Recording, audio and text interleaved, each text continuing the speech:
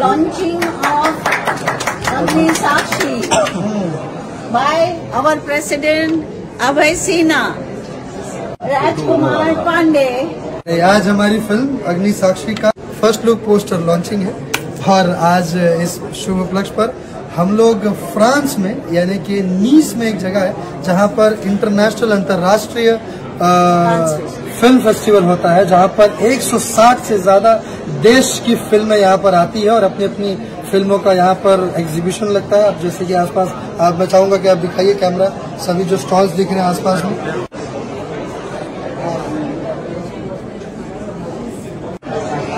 और वहां पर हमारी फिल्म, हमारी अपनी भोजपुरी फिल्म अग्नि साक्षी का फर्स्ट लुक पोस्टर लॉन्च हुआ है by the graceful hands of हमारी वन एंड ओनली अभय सिन्हा जी, जो हमारे भोजपुरी के स्तंभ है कांस फिल्म फेस्टिवल में, जिसके निर्माता निर्देशक हमारे श्री राजकुमार पांडे जी। बहुत बहुत शुभकामना, बहुत बहुत शुभकामना है अग्नि साक्षी के लिए।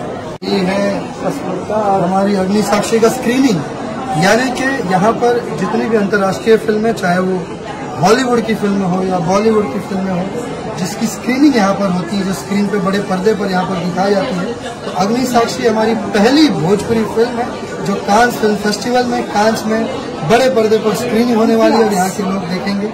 यहाँ कांस में से पहली भोजपुरी फिल्म